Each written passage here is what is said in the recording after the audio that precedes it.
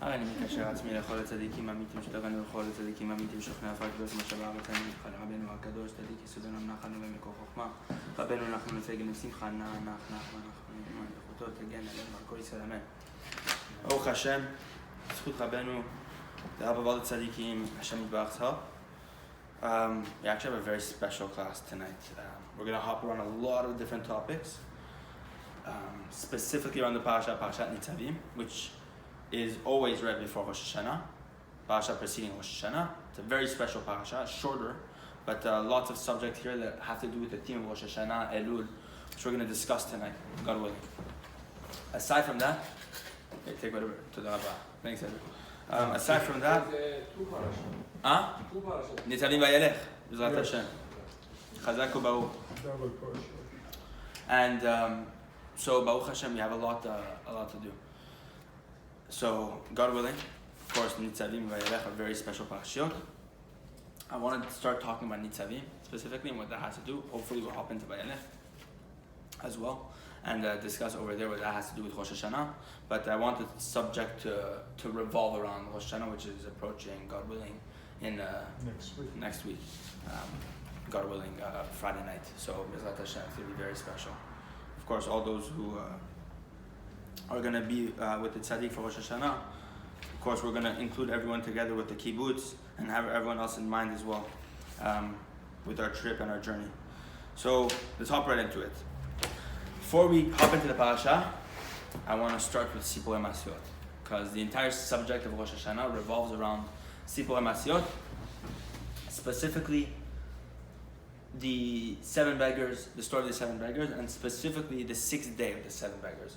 Rabbi Natan has a beautiful lesson in Likutei Halachot, on Hilchot Rosh Hashanah, about how the 6th day of the story of the 7 beggars has to do with the entire subject of Rosh Hashanah and the beggar without hands, and what this has to do with it. Very deep stuff we're going to talk about tonight. B'ezrat Hashem, let's hop right into it. Let's go to the 7 beggars. Okay, so basically, simple level. I'm not going to get into the story because it's Rabbenu's longest story. It could take us years to just understand a little bit of the story.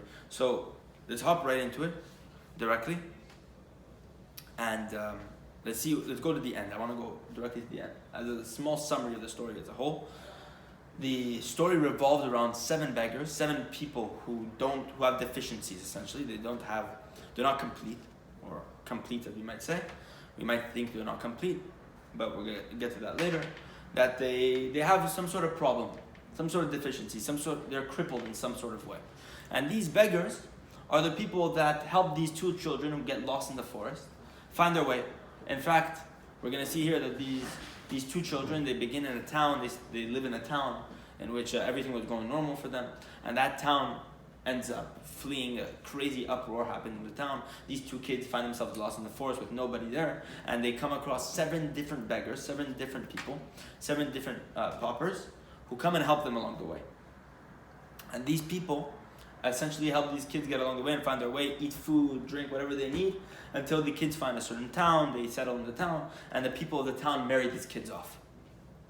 And these 2 kids, this young boy and this young girl, are married off, and of course, once they get married, there's the Sheva Brachot. There's the days of the 7 days of celebration, you know what I mean, after the wedding. So what happens? Each and every day of the 7 Brachot, the kids, the newlyweds, they ask for one of the beggars that helped them along the way. Each of the 7 beggars for a certain day of the 7 Sheva Brachot. So what?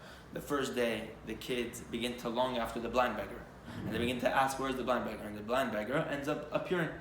And the blind beggar comes to them and tells them, I give you a bracha that, that you shall be like me. And I give you the gift that you shall be like me. And it's very deep what this has to do. Of course, each and every beggar has his own story, and each and every beggar symbolizes something very unique. One is blind, one has a hunchback, one has a crooked neck, one, of course, they all have these certain things, one without feet, one without hands. We're going to discuss the beggar without hands. And the beggar without hands is the last of the beggars that Rabbi Nachman gives a story about. Rabbi Nachman had a final beggar that he did not reveal. It's the beggar without feet. And the beggar without feet is a story that Rabbi Nachman says will not be told until the coming of Mashiach. He said we are not worthy to hear this because of the sins of the generation. It was not worthy to be revealed at that time. It's such a deep story. The story of the 7 beggars is the beggar without feet is the highest of all the beggars. And yet Rabbi Nachman could not reveal anything about it. So the last one, the beggar of the 6th day, the 6th day of the 7 days of celebration for this newlywed couple, is the beggar without hands. And the beggar without hands helped these young children in the forest. So this young couple begins to long for the beggar without hands. They're starting to celebrate their wedding, the 6th day of the Shabbat Lachot, and they're beginning to long, where is the beggar without hands?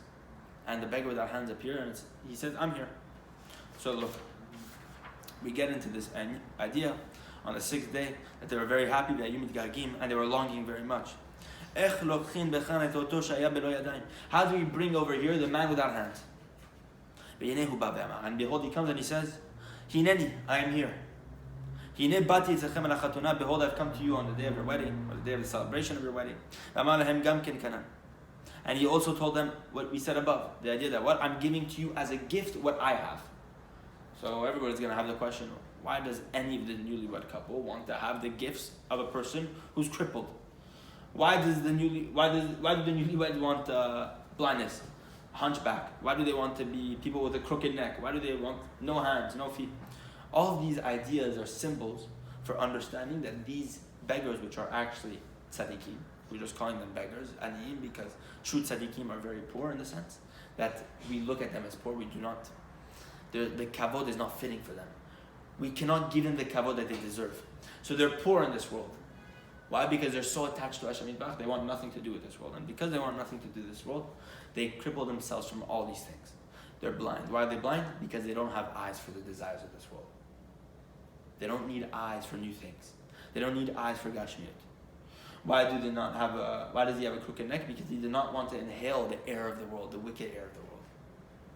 Why is one, what do you call it? Mute? Or what do you call it?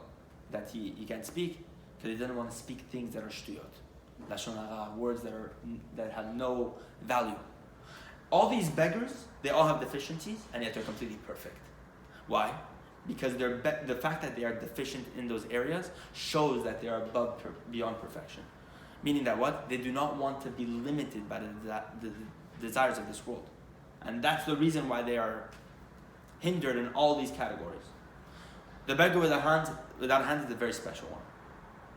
We're going to see here what this means. Look what he says.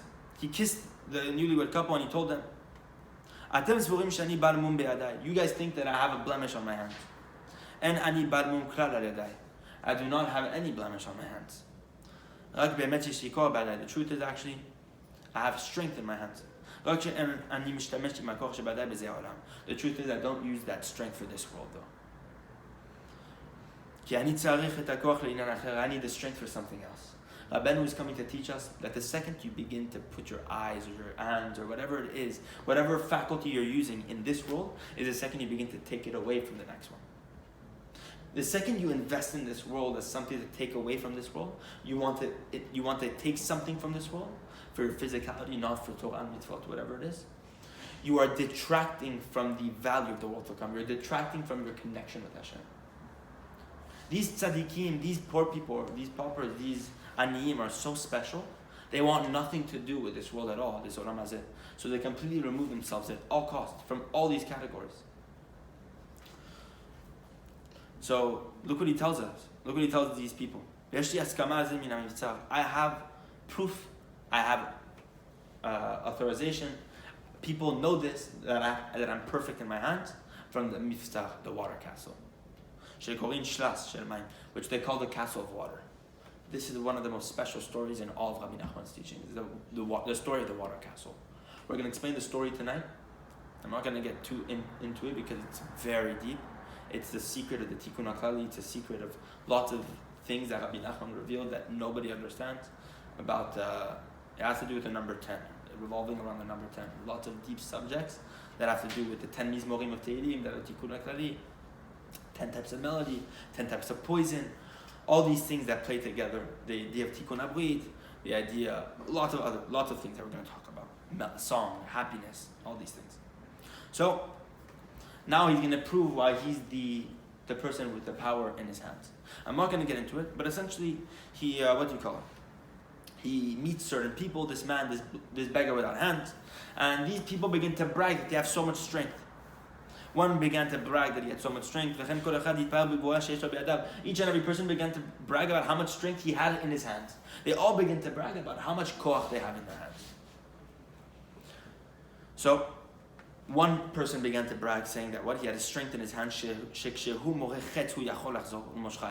when he throws an arrow, when he shoots an arrow, that he's able to, after he shoots the arrow, bring it back, like a boomerang, except it's an arrow. So one person bragged that he had the strength to shoot an arrow and bring it back. By the way, I'm not going to get into this now, but it's very deep where this goes, what we're talking about here.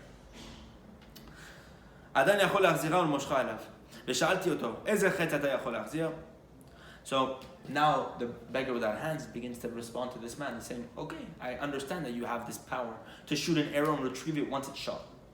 But which arrow can you retrieve? Because there's 10 types of arrows. So look what he says. There's 10 types of arrows. For there are 10 types of samim. How do we call that? 10 types of healing, in a sense. Drugs. It's not like drugs, it's more like potions. When you shoot an arrow, what was the way they used to do back then? They used to put a certain poison at the tip of the arrow so that when it shot the enemy, the poison infected the enemy. Okay? Now, there are 10 types of poison that they used to put on top of 10 types of arrows. The beggar without hands is saying that there's 10 types of arrows. Why? For each of the 10 types of poison. Okay? Now we understand. There's one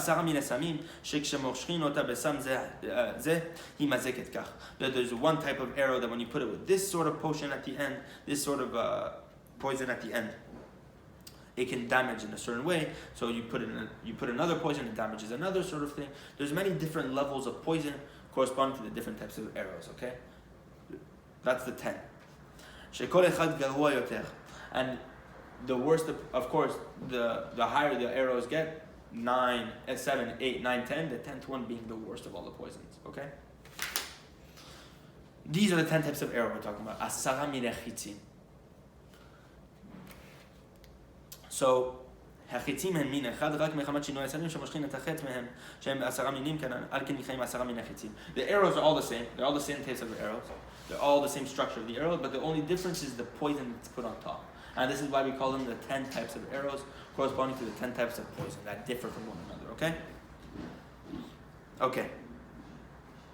Then the man began to ask again. Which type of, the beggar without hands began to ask this person who bragged that he could shoot an arrow and retrieve it after it's shot.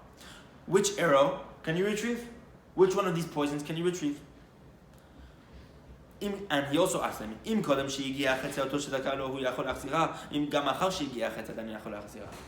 what did he say also? He said, is it only possible to retrieve the arrow for you after it's been shot but before it hits the target? Or could you also retrieve the arrow after it hits the target as well? Meaning what? Rabbeinu is here coming to teach us that there's an ani, there's a person that's now hinting to us this idea that what? That there's a tzaddik, an ani, who can actually shoot an arrow, it hits the target, and then after it hits the target, it does the damage, he can retrieve the arrow. Meaning what? That he can heal the person who's been hit. What we're talking about here has many ramifications. Across the Gemara, it says that an arrow represents the brit. So we're talking about here, people do damages to the brit. Can you retrieve the arrow after it's been shot, after it's been damaged? Then another thing is also tefillah. That the arrows represent tefillah. Once the arrow has been shot, can you retrieve it also? There's so many different elements with regard to this idea of prayer, the brit. All these different elements have to do with these arrows, okay? The most famous one being the Brit Kodesh, and this is why we're going to have to deal with the number 10. And we're going to talk about the Tikkun HaKlali also. So, we continue. So, he asked him these two types of questions. After you shoot it, can you retrieve it before or after it hits the target? Okay? And now, the man responds,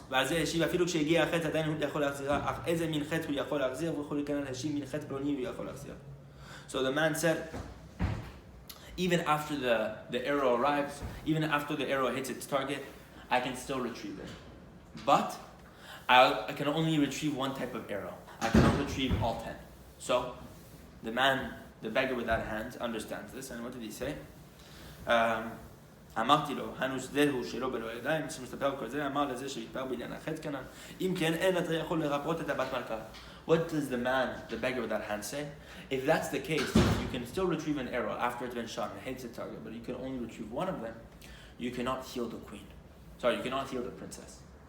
You cannot heal the bat malka, the daughter of the queen, the princess. Princess being a reference to the soul of the Jew. The Knesset Israel, the soul of the neshamot of the Jewish people. You cannot heal them. Why?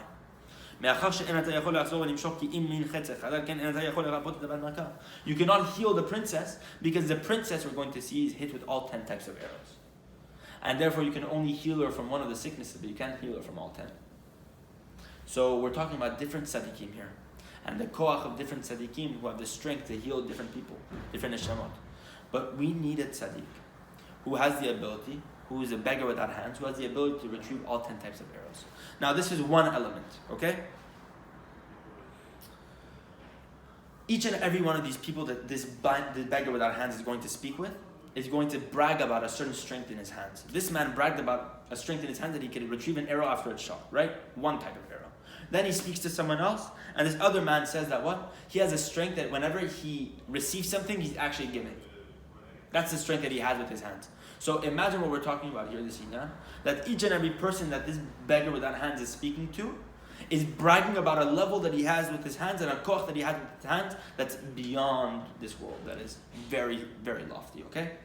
So one of the other people that he's speaking to says that whenever he accepts something, he's actually giving back to the chilush, okay? Rabbeinu says, anytime someone gives something to me, I'm actually giving back to them. To come to show you that whenever it's a very big thing brought down in the Gemara Kiddushin, that whenever a person, for example, you should what do you call it? Of course, whenever you give something, you're giving it, right? But when it comes to an Adam Chashuv, a very important person, someone very wealthy, someone very maybe with high status, maybe a very big tzaddik we're talking about, when they accept something, they're actually giving back to the person. Think about that for a second. You might be giving something to someone very big, but actually by them accepting their gift, they're actually giving it back to you. They're giving you the satisfaction. In fact, they're doing something bigger than what you're doing.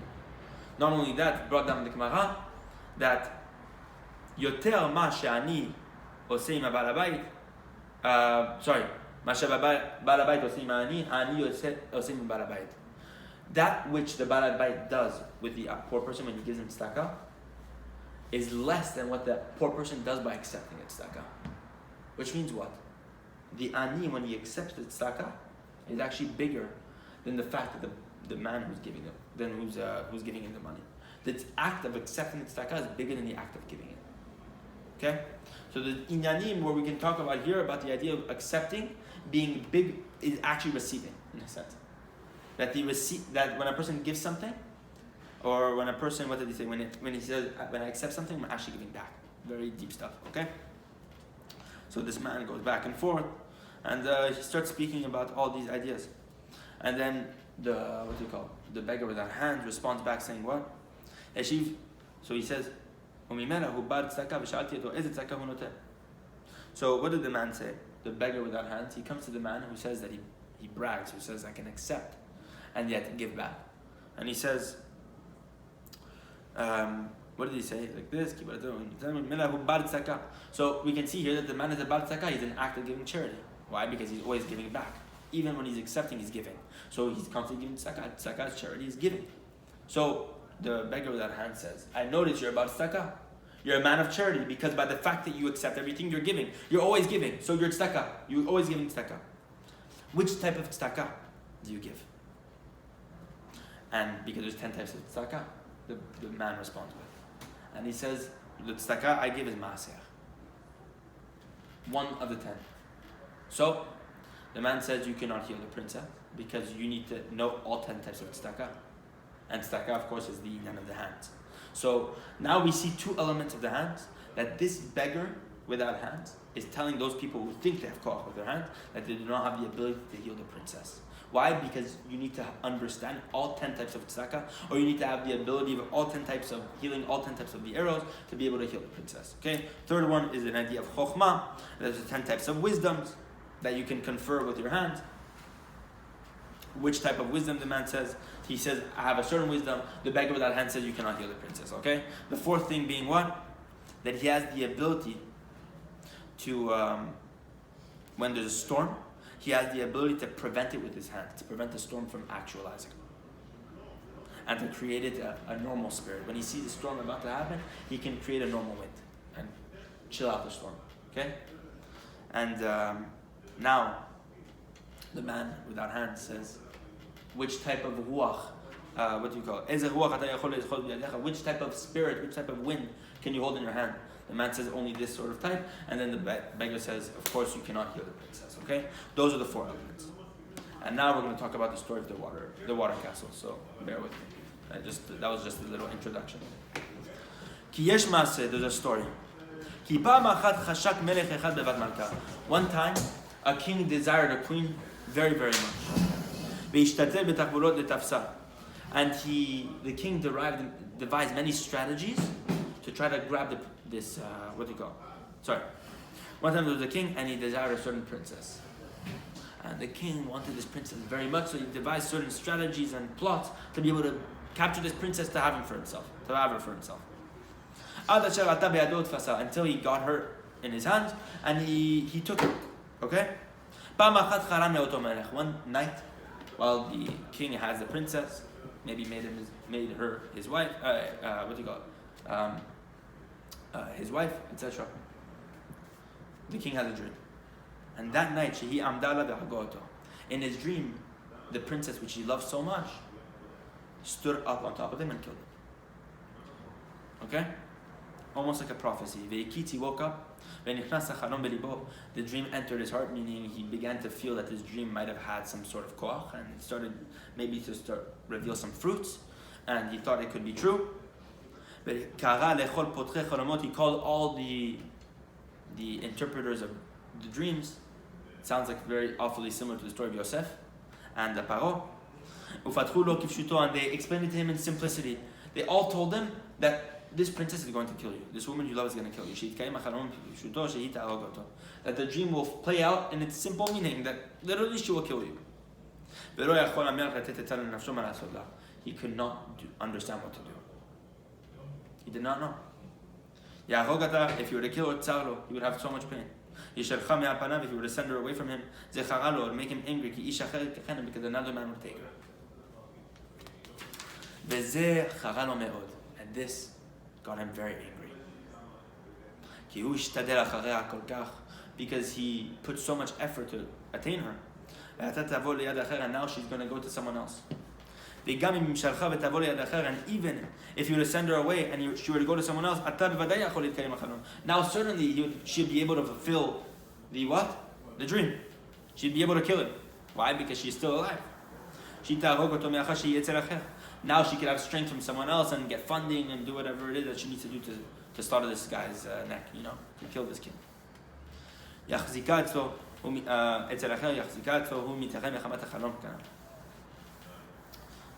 So now we have this entire problem that he was fearing from this dream. And the king did not know what to do with her. Now this man's love for her, this king's love for her began to dwindle away simply because of the dream. The man's love for the princess began to slowly drop away. And every single day it grew worse. And she used to love him, but now her love for him was slowly dissipating simply because he was not loving her anymore. So look what's happening here. Until she had a hate for him, and she ran away. And now the king, who remembers this dream, this prophecy, sends messengers to go find this princess. And they came to him and they told him that they found her. And where was she? By the water castle. That there's a water castle, and in this water castle there are 10 walls. Notice the numbers we're talking about here. 10, 10, 10, 10. Zon lifni mizon, one within another. 10 walls, one leading to another. It's like a maze almost. One wall, one wall, one wall. That's the water castle. It's this, literally, walls, 10 walls, which create this castle, one within another. Okay? And all the walls are actually made up of water. The water, the floor of the castle was also water. So everything is water in this castle.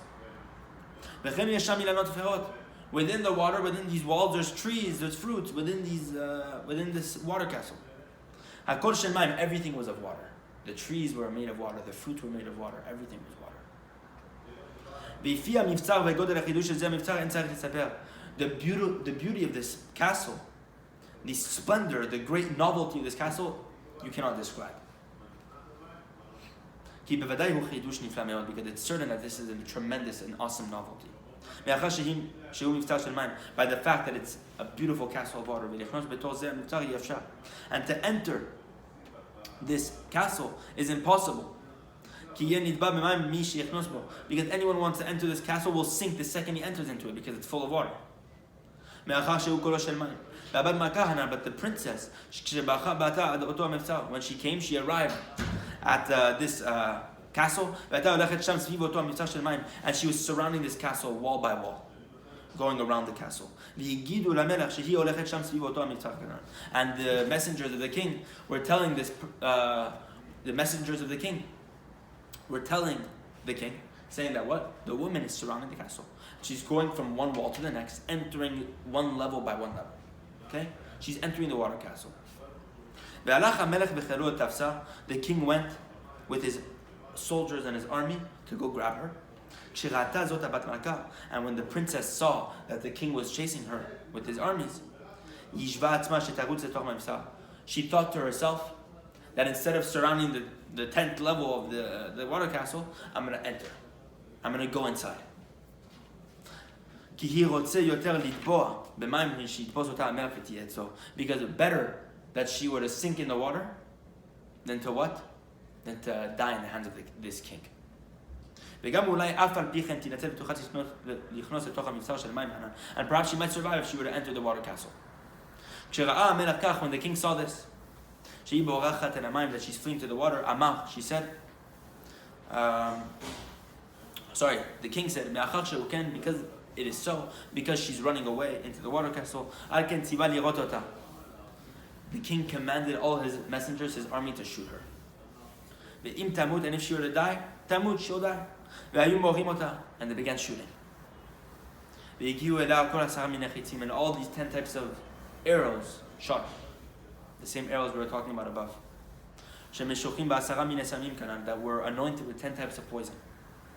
And as she's getting shot, she's running into the castle, level by level. She enters the castle. She enters the gates for each level of this castle. Because there are gates for each and every wall of these 10 walls. She enters each and every wall of the 10 walls. She enters all 10. Until she gets into the innermost chamber of the castle. She falls over there and she remains weak. She's hit. Okay? And this is the key. The beggar without hands says what? 3 words. But I heal her. Meaning the beggar without hands has the koach to heal the princess.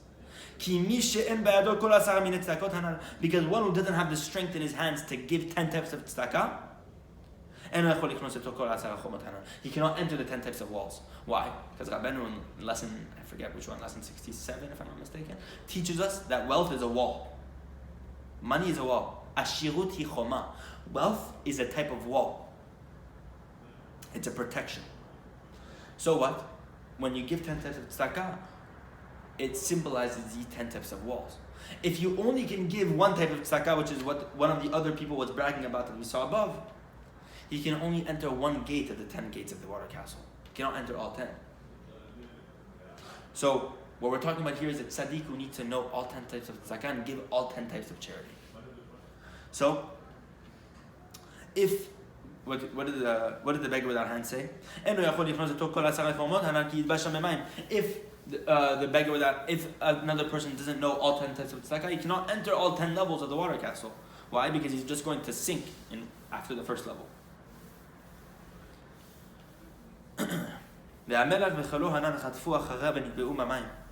And the king and the soldiers ran after her and they sunk in the water. They drowned in the water. But I was able to enter all 10 walls. And these 10 types of walls were built of 10 waves that stood like a wall. And what are holding up these walls, these waves of water? The 10 types of ruachs, the 10 types of ruachot, the 10 types of spirit, which we discussed above. The man who bragged that what? He can turn a storm into a calm spirit, calm wind. Why? Because he knows a certain type of ruach. He knows the sod of a certain type of ruach. He knows the secret of a certain type of spirit. But the beggar without hands says you cannot heal the princess because you need to know all 10 types of ruachot. You need to know all the 10 winds to understand how each and every one of the 10 walls of the water castle are being held up. You can only enter one of them if you only know one. So, what did he say? I can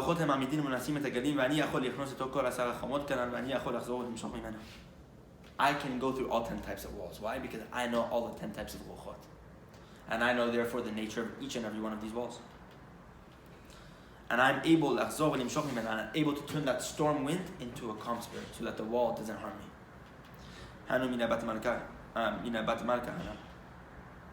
Or sorry, meaning what did he say? I'm able to do what? To restore all the 10 types of poisons that the princess was struck with. And I know all the 10 types of pulse that can be told by the 10 fingers. Because each and every finger possesses one of the 10 pulses. Abenu in lesson 24 of the he explains that mitzvah gedolah yod b'simcha tamid, right? It's a very big mitzvah to be happy always. And he says that simcha simcha is a healing for all sorts of sicknesses. But we have to understand why a person gets sick. And the reason a person gets sick is because of what? The 10 types of pulse have been damaged in his body. And where do the 10 types of pulse get their vitality from? The 10 types of melody, which is what? Simcha. Which means simcha is the source of a person's vitality. But there's 10 types of simcha, corresponding to the 10 types of mizmorim that Tehillim was built on. Ashke, beracha, maskir, shir, nitzur, nigun, tfilah, hoda'a, mizmor, hallelujah. 10 types of mizmor, 10 types of song, which represent the 10 types of melody. This is simcha, the 10 types of simcha. So what are we talking about here? That simcha is the root of a person's vitality, a person's life, a person's health. And therefore, if you damage a person's pulse, if a person's pulse is damaged, which therefore deteriorates his health, you have to understand that your simcha has been damaged. Because if a person is completely besimcha, then you know that you are completely healed. You don't have any problems. Does the same apply to when kids get sick?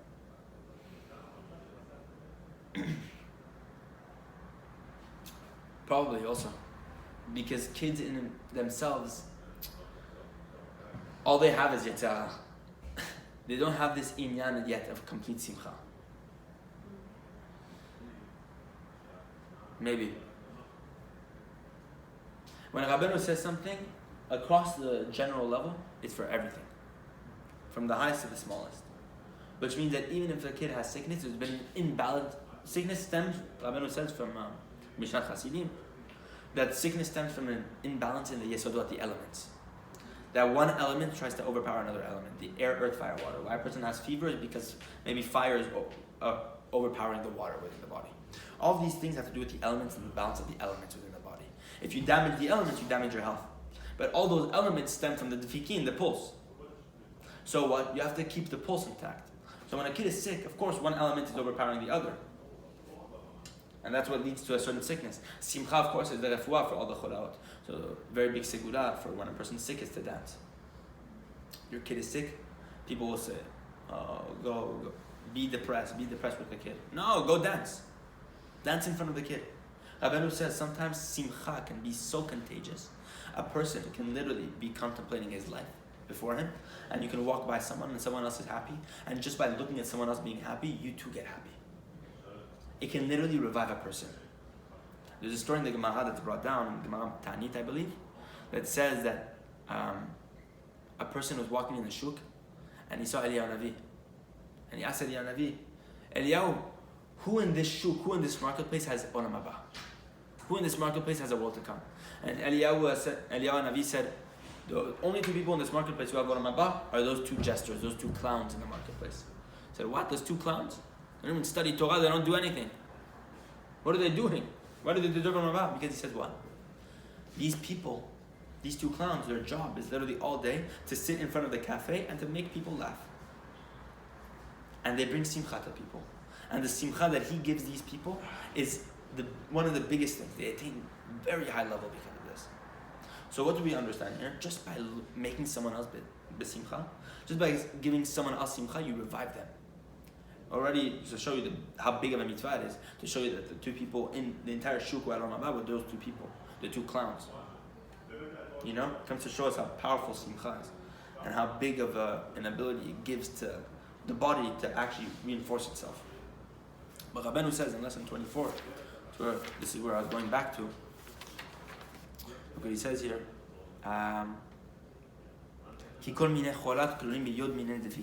All 10 types of sickness, all types of sicknesses are encompassed within the 10 types of pulse. A real doctor can touch your pulse, the pulse within the hand, and tell you immediately what is wrong with you, what is wrong with your body.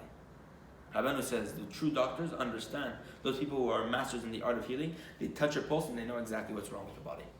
Why? Because everything is told through the pulse. So the tzaddik, the person without hands, he understands this more than anyone. So look what he says here. We're almost done with the story. I'm able to heal her. How am I able to heal her? Because we said that what? He's able to tell all the 10 types of pull through the 10 fingers of the princess. But I am able to heal the princess through the 10 types of melody. And because I know the 10 types of melody, I'm able to heal her. We find the result of all of this is what? Now he tells the newlywed, he says what? That I have the strength in my hands. And I give this to you as a gift. A very big uproar and simcha happened at the Sheva Brachot. That everyone was very, very happy. Everyone was amazed by the fact that now they too received that gift. To come to show you that the tzaddik, he doesn't keep the gift himself. He grants it to everyone there. Rabbeinu said, this story is very difficult for me to tell. But by the fact that I've begun to tell it, I'm forced to finish it. In this story, there is not one single word that did not have a divine intention in it, a kavanah in it, a serious understanding in it. And one who's a master in all the books can understand a little bit of the hints that we're talking about here. Behold the idea of the arrows that we're talking about above, that this beggar without a hand has the koach to retrieve these arrows after it's shot. This represents hold on to the mishpat, the justice of my hands. What did Rashi say over there on that verse? Hold on to the mishpat, the justice of my hands. What did that mean? Rashi says, a person, a man, of blood and flesh, can throw an arrow, shoot an arrow, and not return it, not retrieve it after it's been shot. But HaKadosh Baruch Hu can shoot an arrow and retrieve it after it's been shot.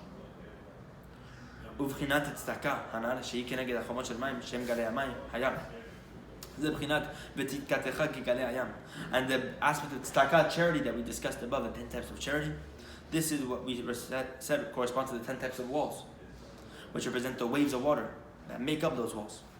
What did it say in the verse? Your righteousness was like the waves of the sea. Your tzedakah are like the waves. Which waves? The waves of the 10 walls that we talked about. And this ruach that this person could contain in his hand, who is the one who gathers ruach in his palms? This tzaddik he fulfills all these verses that we're mentioning above. And this represents melody. Why melody? Because melody is playing with ruach, air. When a person wants to play a song, he's using air to play that melody. He plays with the string creates a vibration by playing with the air. Same way it works with piano, guitar, singing, everything. And this represents the 10 types of melody corresponding to the 10 types of pulse. And this is already explained. And all this we heard from Rabbenu's mouth explicitly. But what, who, and how? This is very, very deep. Meaning the body of the entire lesson that we're studying here. Who are the people we're talking about? Who are the beggars? What is this and when did this take place? This is too deep to perceive. The story has been finished. Meaning that which has taken place on the 7th day. Meaning this beggar without feet. And also the conclusion of the way the story began, which is the story of the king, which we did not finish. We did not merit to hear these two concepts, the beggar without feet and the story of the king. Rabbeinu said he will not finish this story. It's a very big loss. We'll only merit to hear this story until the coming of Mashiach. Putting that aside, let's enter this week's parasha. Parashat Nitzavim. אתם ניצבים היום כולכם לפני אדוני אלוהיכם, ראשיכם, שבטיכם, זקניכם ושותחיכם, כל איש ישראל. Of course, it's Parashat Vayelech as well. I'm not only going to start with Nitzavim. Specifically because Nitzavim has to do with the union of the 10 that I want to discuss. You guys here are standing today before Hashem, your God. Moshe Rabbeinu telling the Jewish people. Rashechem, your leaders. Shivtechem, your tribes. Ziknechem, your elders. Shotchechem, your officers. Kol ish Yisrael, every single man. So here we already have Rashechem, Shivtechem, Ziknechem, Shotchechem, 4. Tapechem, your children. Neshechem, your wives, that's 6. Gerecha, your converts. Asher bekem machanecha, that are amongst your, that are within the midst of your camp. Mechotev etzecha. Oh, that's a big one. Good luck. Saw that. Okay. Zchut Rabbeinu. Okay. What does it say? We already have 1. Rashechem, Shivtechem, Ziknechem, Shotchechem. That's 4. Kol ish Yisrael. 5. 6. Tapechem, your children. 7. Neshechem, your wives. 8. Your converts. 9. Your, sorry guys, it's strong right now. 9. The person who chops your trees. And 10. The person who carries the water, who draws the water. There's 10 types of people we're talking about here. He wants to listen. So Baruch Hashem, Rabbeinu says, look at this. Look what Rabbi Natan says in Likutei Halachot. כי בית משה את כל המדרגות שבישראל קודם מותו והזהיר אותם שכולם צריכים לקיים את כל דברי התורה הזאת. כמו שכתוב, אתם ניצבים היום כולכם וכו', ראשיכם, שבטיכם, זקניכם, שוטריכם וכו', מאחותי בצאתך עד שוממיך. Rabbi Natan is saying what? Moshe Rabbeinu is gathering all the Jewish people, the 10 types of Jews, from the highest to the lowest, and telling them that what? We all need to gather together. And we're standing before Hashem Yitbarach, from the highest Jew to the lowest Jew. And this has to do with Rosh Hashana. Rabbi Natan saying. Look at the way he starts and look at the way he finishes. He brings down the Likutei Halachot. He begins with the leader of the Jewish people, the head of the Jewish people. And what? He ends off what? With the woodcutters and the wood choppers and the people who draw water. The lowest of the Jews, okay? So imagine we're going from the highest to the lowest here. והולך וחושב כל המדרגות שבעולם שכולים באלו 10 שחושב. And Moshe Rabbeinu is encompassing all 10 levels of all those people, which could be hinting to all the people who are hit with those 10 types of poison within those 10 levels, those 10 מדרגות. Okay? עד שסיים מחוטב וצחת שואל ממך שהם הגבעונים שהתגררו שלא לשמה. These are the people, the shoev memecha, those people, the water, the people who drew water and the people who caught wood, were those people who converted that were not lishma. They come to show you the lowest, okay, to the highest. And yet what? Rak mechamat ema. They only converted because of fear, those people. So Moshe Rabbeinu is encompassing every single Jew from the highest level to the lowest level here. And the Chachamim say, the Chachamim. These low people are hinting to the people who stand at the lowest spiritual rung possible. Moshe Rabbeinu gathered all of them before his death and he said like this: I'm giving the Torah to each and every one of you. As it says over there, so that what? You guys shall have passed over you the brit of Hashem, the covenant of Hashem. What does that mean? Moshe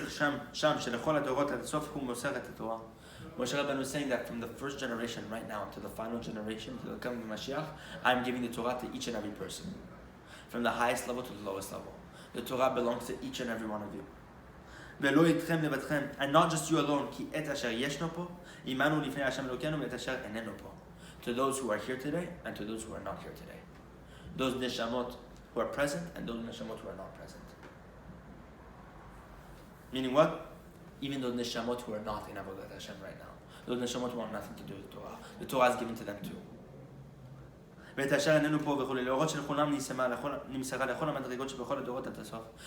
Torah was given to every single generation, to every single person within every single generation, from the highest level to the lowest level. Because everybody will be successful eternally thanks to the Torah. No matter what the person is, no matter what the circumstances are, no matter what level he's on. Because the Torah shields all those who chosim bo. What's the word for it? I don't know how to just translate it. Who put its trust in it or who put its hope in the Torah. So what? What are we talking about here? Now Rabbeinu is going to explain with this inyan Rosh Hashana. Kodem Rosh Hashana, korim Parashat Atem Nitzavim Hayom Kulachem. Before Rosh Hashana, we read this week's Parasha. Atem Nitzavim Hayom Kulachem. As you guys reminded me earlier, Parashat Vayelech as well. And what? להודיע שכל נפשות בית ישראל, גדולים וקטנים, כולם צריכים להתקבץ יחד ולכלול יחד באהבה בתוך הקדושה העליונה. All the Jews, from the highest level to the lowest level, from the highest place to the lowest place, need to all join together and to join the kibbutz together. להתקבץ יחד, to join together into one kibbutz, one unity, ולכלול יחד, and to unite ourselves together באהבה, with love. בתוך הקדושה העליונה, within the supernal love. בתוך בחינת קודשי הקודשים, within the love of the קודשי הקודשים. אבן שתייה, the foundation stone. Sechel HaKolel, the all-encompassing sechel, the all-encompassing intellect. Who is this we're talking about here? Shub B'chirat Moshe Rabbeinu. The main way to rectify this inyan of Atem Nitzavim Hayom, which is the main source of Rosh Hashana, is to get everyone together, no matter what the levels you are at, and B'ezrat Hashem, to unite everyone together and put everyone at the same level, all together. So what? What did he say? שכל הכל, על ידי זה זוכים כל אחד ואחד להחיות שכלו. עד שיוכל להמציא כל מיני דינים וצמצומים. ומשם נמשך המתקה לכל אחד ואחד ממקומו ביומו ושעתו. So what did he say? Warren, good to see you, Achim. You too, man. So what did he say here? He says what? That the main inyan of the inyan before, the main subject before Rosh Hashana, the ikar of Rosh Hashana, is to create this achdut. This achdut from the highest person to the lowest person. Rabbi Nachman, on the last Rosh Hashana he ever spent of his life, 18 days before he passed away, it was a big inyan for him to have people, his students, with him for Rosh Hashana. And there was one of his most famous students, Rabbi Aaron of Breslev, who he appointed as the Rav of Breslev to be the overseer of the town.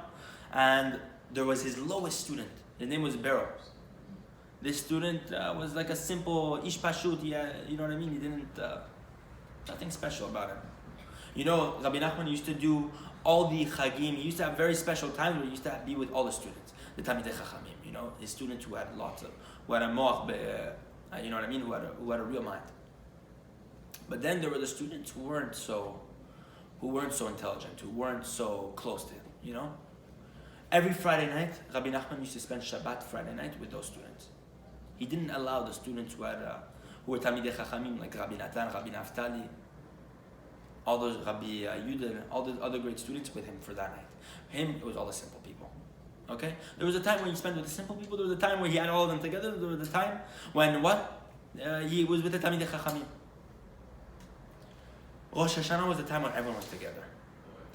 And Rabbi Aaron, on the last Rosh Hashana of Rabbi Nachman's life, when it had already become custom that Rabbi Nachman wanted all the students with him for Rosh Hashana, Rabbi Aaron left Uman that year and went back to Breslev to go do Rosh Hashana with his community. And he found Rabbi Natan on the way. And Rabbi Natan comes to him and he says, "What are you doing going in this direction?" Saying, "I'm going in the opposite direction. You should be coming this way." And you know what he responds? He says, "What? Rabbi Nachman, Rabbeinu told me to go back." He said, "Even if Rabbeinu told me no, I would still be there." Because for the tzaddik, when he tells you not to be with him for Rosh Hashanah, he says, anything the tzaddik says, you should listen to him. And it's in the Midrash, in the Sifri, what do you call it? Rashi brings this down. Asher yagidu lecha lo tasur min hadavar asher yagidu lecha yamin u'shmol. You should not stray from the matter which they tell you left or right. And what does it say? Even if they tell you right is left and left is right. That what the Chachamim say is pshat. And you accept it in simplicity. So Rabbi Natan says, whatever the tzaddik Haemet says, whatever the true tzaddik, whatever the tzaddikim say, you accept in simplicity. But when the tzaddik tells you not to come to him for Rosh Hashanah, you do not have to listen. So he's saying, I don't understand. And Rabbeinu, on that Rosh Hashanah, he's saying, how much we missed. You know what Rabbeinu said? How much we missed Beryl and Rabbi Aaron. And everyone at the table is very confused. Everybody understands Rabbi Aaron, why Rabbi Nachman is saying we miss Rabbi Aaron, because of course, to have Rabbi Aaron there is a very big thing, you know. He's a very big student. He was a massive Talmid Chacham. But what? To have Beryl there also. The student who nobody ever paid attention to, the person who was just there randomly from time to time. To have him there too. What's the idea here? What's the subject we're talking about here? Rabbeinu is teaching us that the main inyan of Rosh Hashana, the ikar of Rosh Hashana is to have the achdut. It's whenever the klaliyut comes together. It's whenever everyone is encompassed within one another, from the highest to the lowest. That's the tikkun of Rosh Hashanah. When everyone is together, and how is this done? Through ahava, through love. That the tzaddik, he does this together with everyone. So he says here that what? Whenever you do this kibbutz together, when everyone is together on Rosh Hashanah, like this, you're able to sweeten all the tzimtzumim, all the constrictions, and all the judgments of the world. All those constrictions, all those places of what do you call it? Mochin de katnut. All those places of constricted consciousness, all those things in which a person doesn't understand, the suffering which a person goes through, can all be sweetened through this idea. Why? Because of the ahava that exists between each other on Rosh Hashanah. And look what he says here. Look what he says. I'm trying to find it here.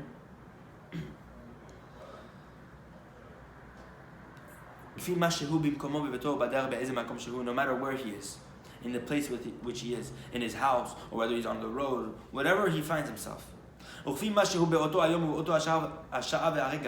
Whatever time he finds himself, whatever day he's in, whatever moment he happens to be in. That when this ahava exists, you're able to understand that whatever place you are in, whatever place you are in, whatever moment you are in, whichever experience you are in right there, you can bind yourself to Hashem Yitbarach. Rabbeinu says, even in she'ol tachtiyot, even in hell, you can bind yourself to Hashem. You can attach yourself to Hashem Yitbarach. There's not one single place that is void of Hashem. Which means what? No matter where you find yourself, in the biggest descent or ascent, Hashem Yitbarach is there. Which is why it says in the next few verses, what does it say here?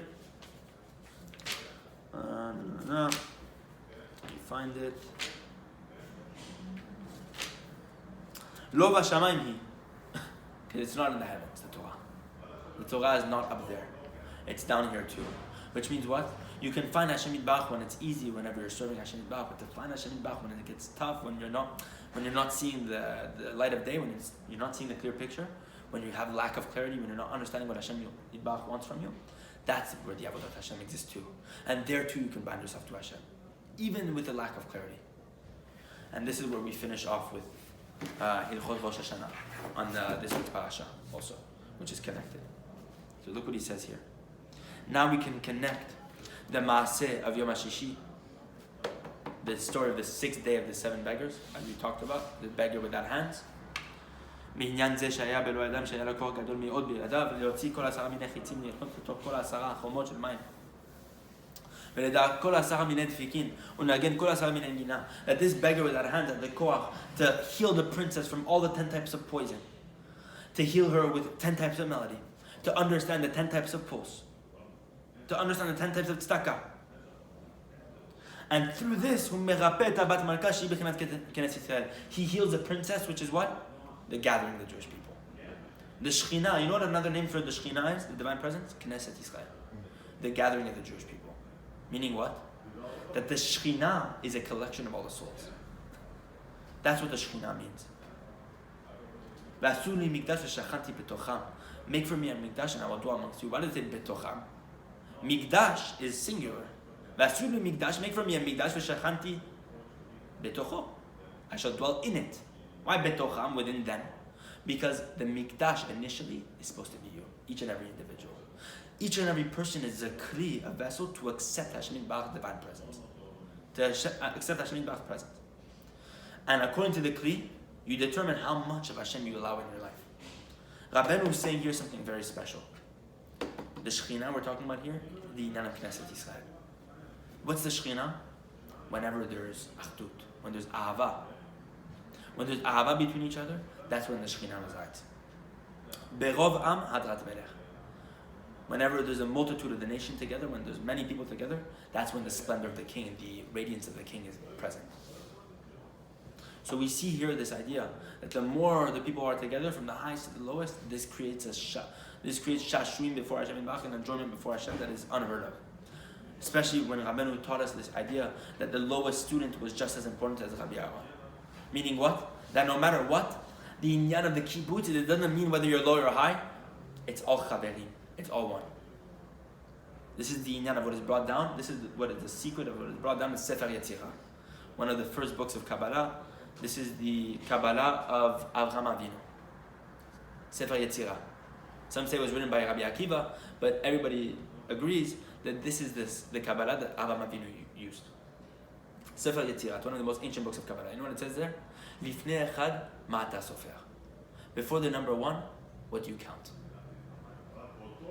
Okay? And it continues. Look what it says here. Shtei avanim boneh shisha batim. 2 stones built 6 houses.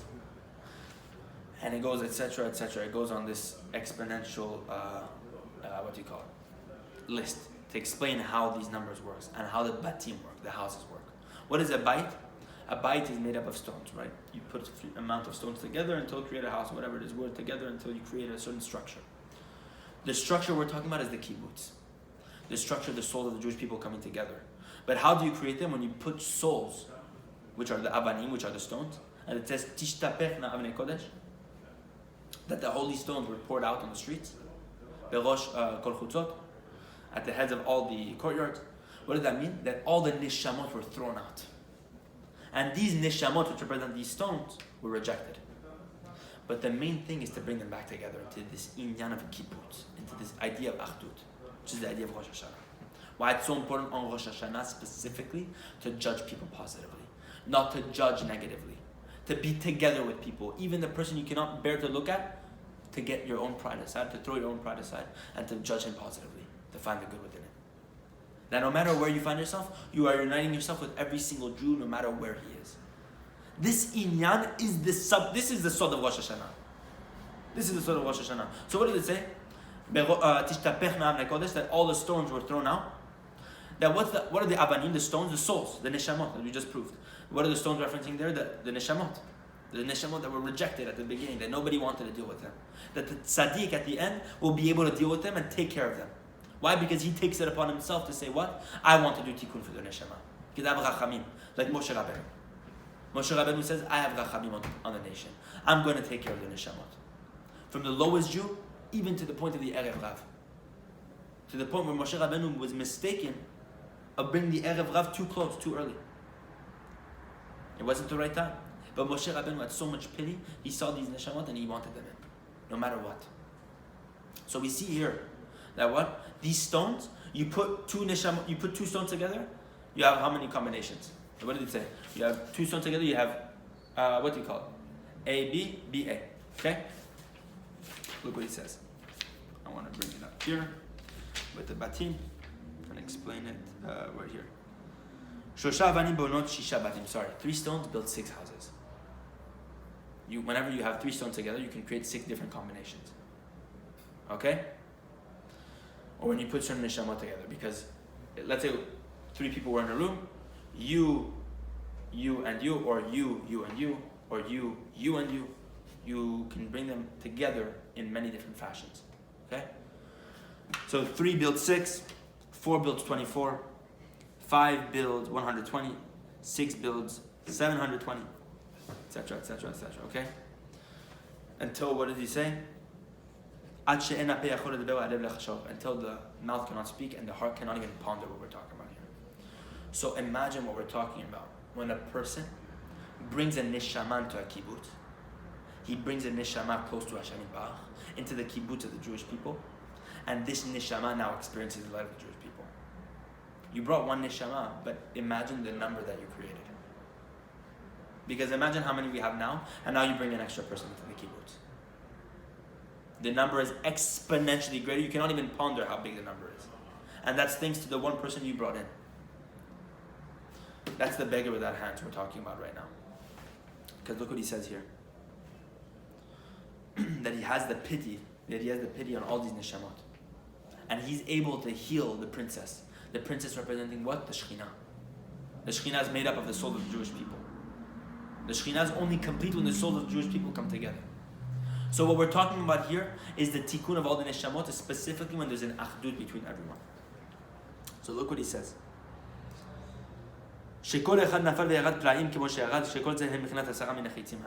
do the 10 types of poison represent? The 10 types of people who were struck. The 10 types of level that we talked about at the beginning of Parashat Nitzavim. Rashechem, Shiftechem, Shotchechem, etc., etc. Tapachem, Neshechem. Ad Chotevetzecha, Ad Shobamecha. We talked about. The woodcutter to the person who draws the water. All these 10 types of level represent the 10 people who were hit with different types of poison. One at a level worse than the other. And what? The person, the beggar without hands, the tzaddik who doesn't have hands, so to speak, but really he has the most beautiful hands. What does he say? I'm able to heal the princess. Why? Because these 10 types of poison hit the princess. And these 10 types of poison were only created because of the sins of the Jewish people.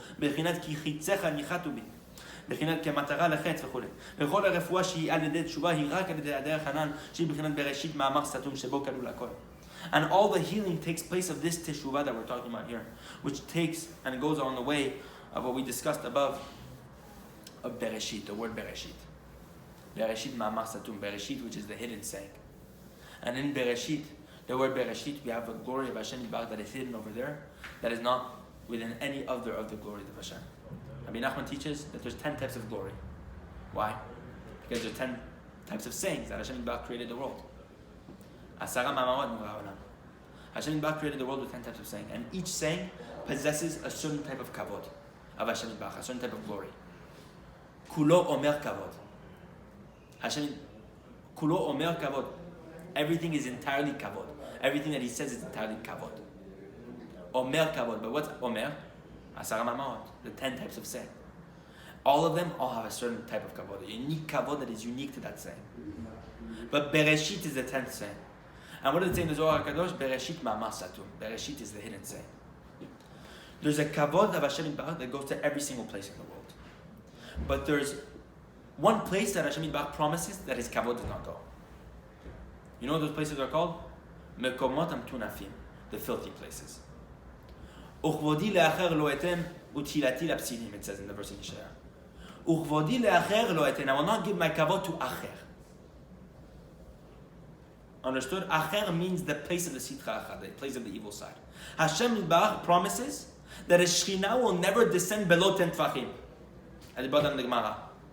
Which is why Rabbeinu teaches us that you have to light the menorah specifically where? Below 10 tvachim. Because the entire idea is to bring the light of Hashem Yitbarach in the place where He promised not to go. Because on the surface level, Hashem Yitbarach is not allowed to enter there.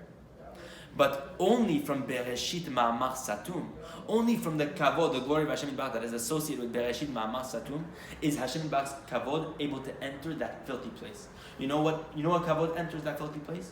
The highest kavod of them all. It's the biggest paradox. You think that the lowest kavod of Hashem Yitbarach will be in the filthiest place. But no. The highest kavod of all, the kavod that is associated with the first word of the Torah, Bereshit, is the kavod that is hidden within the filthiest place. And a person who finds himself in the filthiest place, who's able to do teshuvah, and from that place search out to Hashem Yitbarach and scream, where are you? As we're talking about here, the derech of ayeh. When you scream to Hashem Yitbarach, where? What am I doing here? Hechanani ba'olam, where am I in the world? That Rabbeinu teaches us in the story of what? The story of the lost princess. What does the man say, the viceroy of the king always say? Hechanani ba'olam, where am I in the world? He falls and he falls and he falls. And what did he say every single time? Hechanani ba'olam, where am I in the world? The question in itself is the tikkun. That is the rectification of the fall. Can you imagine what we're talking about? The sincerity of the place from descent is what brings the tikkun for the descent in itself. That's what transforms the descent into an ascent. By searching for Hashem Yitbarach from that place. So that's what Rabbeinu and Rabbi Natan are teaching us has to do with the 10 types of arrows here. And has to do with Rosh Hashana. And the 10 types of people mentioned in Parashat Nitzavim. What is Bereshit? Can you repeat one more time why that's in the So look what he says. We said that the 10 types of sayings, of the 10 types of ma'amarot that Hashem Yitbarach created the world with, have 10 types of kavod associated with it. Because kulo omer kavod, which means that each amira has a certain kavod that is meyuchad, that is unique to it, okay? So, we know that Vayomer Elokim yehi or, Vayomer Elohim yekiya rakiya betoch hamayim, Vayomer Elokim, no. Okay, there's 10 types of Vayomer Elokim. But actually, if you look, there's actually only 9. So where's the 10th? What did the Zohar say? Bereshit. Bereshit is the 10th saying. But Bereshit is Ma'amar Satum. It's a hidden saying. Meaning, it's not Vayomer. It's not revealed as a saying. It has a concealment. And that concealment, Bereshit, is very intentional by Hashem Yitbarach. Because that's the highest of Hashem's kavod. The kavod of Bereshit is the highest of all the kavod of Hashem Yitbarach. It's the kavod of Keter. It's the kavod of Hashem Yitbarach's crown. And yet that kavod, it's specifically that kavod that descends to the Diotah Tachtuna, the lowest point. Which is what? The Acher. Because it's the highest, it could go the lowest? Meaning what? Exactly. Because it's the highest, it has the biggest concealment. And because it's the most concealed, it can descend to the lowest place because there's that many garments around it. Rabbeinu teaches us in lesson 56 of Dukta Moran, in the places of filthiness, in the hastara, shebetoch hastara, bevadai gam sham nimtza Hashem Yitbarach. Why does Rabbeinu say bevadai? In the place, in the concealment, within the concealment, bevadai gam sham menubash Hashem Yitbarach. It is certain that over there Hashem Yitbarach is enclosed. What does that mean? It's certain. Because it's more vadai than any other place. We think that the kavod of Hashem Yitbarach exists in the Beit Midrash. But what if I were to tell you right now that it's bivadai that the kavod of Hashem Yitbarach is actually hidden in the filthiest place more? It's actually the most potent kavod. But it's the hardest to retrieve. Which is why, what do we say? That the Baalei Tshuva, those people who do tshuva, in a place where the Baalei Tshuva omdim, sham enam tzadikim gmurim omdim. That over there in that place, the true tzaddikim don't even stand in the place where the Baal Tshuva stands. Why? Because it's not that the true tzaddik doesn't have a bigger zchut. It's the true tzaddik is holding a rope so that Baal Tshuva now is attached to the tzaddik and he's being used as a tool now to retrieve all those descents. So the tzaddik, he uses the people that are associated with him, all those who are associated with him, to go to those filthy places. Which is why you find when you attach yourself to a certain tzaddik, especially the higher tzaddik you go, sometimes the filthier it can get. In the sense of the more doubts and lack of clarity you can have. The more difficult it can get. The more tests you can have. Why? It's a big chidush. Because what he's coming to show you is that you can descend lower because you have a higher amount of kavod. Of course, it's not very encouraging, but it is very encouraging at the same time. Because who wants to get tested in that way? But at the same time, you're also understanding that Hashem Yitbarach is testing you because you can handle it. So it should be an encouragement. It should be something encouraging to teach us that what? That we have the ability to endure those falls. And to retrieve those falls by searching for Hashem from that place. Hashem Yitbarach, all He wants is for us to serve Hashem Yitbarach from that place. How do you serve Hashem Yitbarach from that place? When you can't do anything, you're trying to go to the mikveh all day, you're trying to study a piece of Torah, you're trying to do something, you cannot even pray, you cannot even do anything, you have no kavanah, you're going to work, running from this problem to the next problem. But you snatch one moment of opening up a sefer, and you read one line until the person across the door is calling you for the next job, and you're losing your mind. That one line is able to accomplish something, what a person is not able to accomplish in maybe 24 hours of the mood. Why? Because the ability to snatch that thing from the klipa is that much harder. That's what Hashem Yitbarach wants you to do. The avodat Hashem from that place of darkness is just as hard, if not even harder. Than to sit down and maybe study for 10 hours. Than to grab that one moment of limud within the worst day of work that you ever had.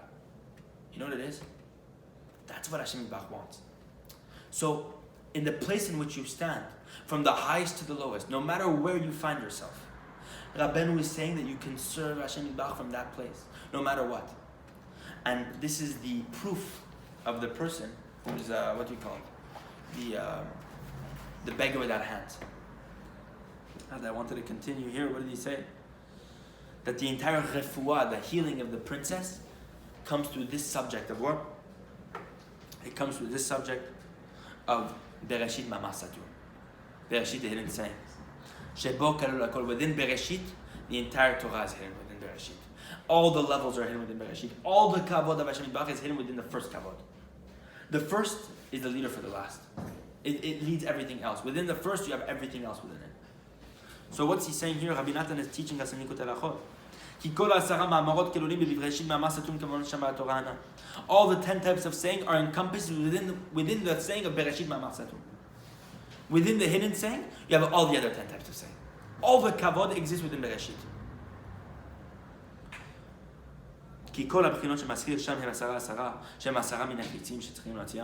All we're talking about is the number 10. The 10 people standing when Moshe Rabbeinu gathers everyone before Hashem Yitbarach. And what did he say in Parashat Vayelech? Look at the emotions here. Vayelech Moshe v'deber et hadvarim ha'ele lekol Yisrael. Moshe Yitbarach went and he told all these words, all these matters before the Jewish people. Vayomer aleim, he told them, Ben 120 shana anochi hayom.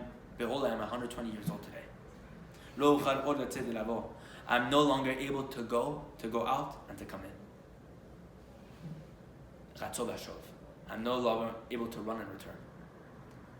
Rabbeinu teaches us that on the day of a person's passing, the fountains of wisdom are no longer bestowed on a person. And that what he can no longer run and return. Lo ochal od latzeh lavo ve'Adonai amar elai lo ta'avor et ha'Yarden hazeh. And Hashem Yitbarach has told me I will not cross over the Yarden. Deep stuff. Hashem Elokecha hu over lefanecha. Hashem Yitbarach will pass before you. He will guide you. Hu yashmid et hagoyim ha'eleh. He will destroy these nations mifanecha from before you v'yishtam, and you will inherit this land. Yehoshua hu over lefanecha. Yehoshua will pass before you. Kasher diber Adonai, as Hashem has spoken. See here all these inyanim that is Moshe Rabbeinu is setting up for all the Jewish people. And who is he gathering for this conversation? The 10 types. To come to show us that what? You want to enter Eretz Yisrael. You want to attain all the success that the Torah has to offer. You want to follow Hashem Yitbarach's path. It's Nechotev etzecha, shoel memecha, ad rashechem shitrechem. The lowest to the high. It doesn't matter. You all enter the same room and you all pray b'minyan and you're all together. That's the inyan of Rosh Hashana. So we'll finish off with this idea that we said all the 10 types of saying are encompassed within the Bereshit Ma'amar Satum. What is this idea? That everyone together is encompassed. all in one with the Inyan of the Tzaddik. And he continues.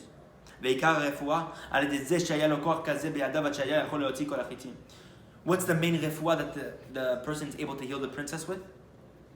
To the fact that he has such a strength in his hands that he's able to retrieve the arrow after it's shot, but not only just one arrow, 10 arrows.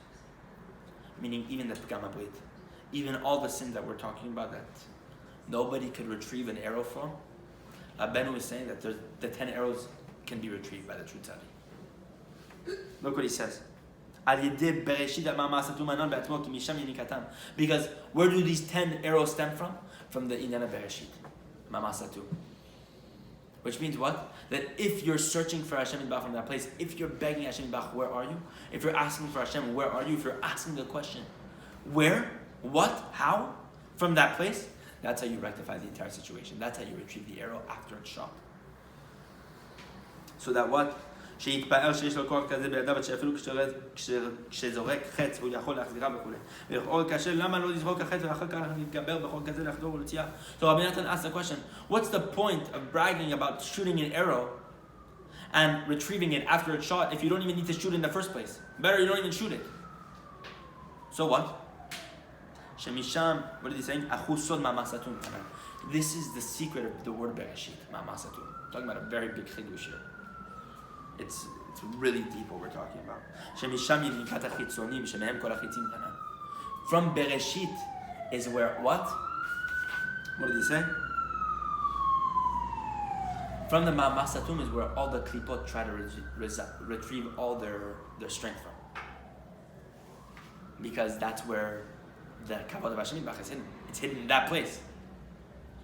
So the highest kavod of Hashem Yitbarach, the kavod of Ma'amar Satum, the hidden saying, Bereshit, is hidden in the filthiest place. So the filthy klipot are going to want to latch onto that kedusha. Rabbeinu teaches us in lesson 56, if you want to hide the pshat of the Torah, the lower levels of the kavod of Hashem Yitbarach in the filthy place, it's going to be immediately covered up because it doesn't have the strength to protect itself. When you say I am Mekom Kevodo, are you saying where is that kavod that's hidden in the Yeah. That's what it is? I am Mekom. Where is the place of Hashem's kavod? Whose kavod? The kavod of Ma'amar Satum. But like that kavod that's in this filthiness. Exactly. You're trying to tap into that kavod. Exactly. Okay, I got it. That's why it's so high. Because when you fall and you're searching for Hashem Yitbarach from that place, look at the sod here. Look at the chidush. You just hit it. You just hit it on the nail. When you question yourself and you ask, where is Hashem from the place in which you're in, from the fall? That is already retrieving the kavod. Why? Because the entire point is to find Hashem from that place. But by the fact that you're asking the question, where are you, Hashem Yitbarach, you've already had the consciousness. You've already brought in the dat. You've already understood that there's a kavod to be found here. Because you've already been searching for it. So what? By the fact that you're searching for it, that is the finding. We think that what? I'm waiting for the salvation. But actually the searching for the salvation is the salvation itself. We don't even realize it. The salvation will come later. Okay, great. Hashem Yitbarach will pour all the shefa that we need. B'ezrat Hashem. But what? The searching, the derech, on the way to the salvation is the main part. And that's the point we're missing. It's the derech that Rabbeinu was talking about. Baderech siparti maaseh. On the journey, on the road, I told the story. Anyone who heard this story had a thought of teshuvah. What's the teshuvah we're talking about here? The derech of Ma'amar Satum. The way of the Ma'amar Satum, the hidden saying, the word of Bereshit. The idea of what? Searching for Hashem Yitbarach even in your falling. Even in your descent, you're searching for Hashem Yitbarach. That in itself is the derech that we're talking about here. And what is the derech that we're talking about? Shekol misha yashoma, anyone who hears about this derech, hayalo hirut tshuva, has a thought of repentance. Meaning what? Because anyone who enters the derech in the first place has already done teshuvah. So, we finish off here. And I'm going to finish off that this is the secret of the sod of Ma'amar Satum. This is the secret of the Ma'amar Satum. Rabbi Natan is sharing a secret that the chidush nobody's ever heard. Not even the Zohar mentions the Sinai. He goes further. He goes deeper than what Rabbeinu explains simple level. Pshat. What did he say? Better not throw the arrow at all. What did he say? This is the sod of Ma'amar Satum. The arrow has been shot. The poison has been released. The princess has been attacked, and yet you're still able to heal her. Meaning what? Even though you descend, it's coming to teach us that even after the descent, that what? You can still be healed. Even after the arrow has been shot, even after the damage has been done, you can still be fixed. You can still fix. What did Rabbeinu say? If you believe you can damage, you must believe you can fix. The same way you believe you can damage something, the same way you believe you can fix, simply through this inyan of ma'masatu. And that is what Rabbeinu teaches us to Rosh Hashana. I just want to finish off on this last inyan of the ahava part that we talked about. That this really teaches us that no matter what, each and every person is at a different level than another. There's no person that's on the same level. Rabbeinu teaches us it's impossible for another person to stay at the same level, because when you get to the next level, the level that person was on, it gets pushed off to the next level. So when you go up, you actually help your friend who's on the level above you. It's incredible. That's V'chol Yisrael Aravim Zeraseh. Each and every Jew is a guarantor for another, because when you push yourself, you actually help someone else move. But Rabbeinu was teaching us that what? The main inyan of the kibbutz is the ahava that exists between us. The main thing is the ahava that exists between the Jewish people, especially during the time of Rosh Hashana. That's the inyan of Bereshit Ma'amar Satum. Because all the ahava is included within Bereshit. All the kavod is included within Bereshit. Whenever the kavod of Hashem Yitbarach is high, specifically when the highest Jew and the lowest Jew are in the same room. And everyone in between. That is whenever the biggest kavod of Hashem Yitbarach exists. That's an aspect of Vayelech. That is the aspect of Vayelech. That's Exactly. the highest and the lowest. Exactly. You're connecting the inyan of Keter to Malchut. That's crazy. So that's a shlemut of all the stuff. I mean, we just started talking about the Gudel Achot, started talking about the Parashat. There's lots more to it. But I'm hoping that Bezat Hashem we can apply some of the advice, especially the idea of judging people positively, finding the good within other people, and to have love for another Jew no matter what it is, especially going to Rosh Hashana, which is surrounding this concept of Rosh Hashana. Good. Nami?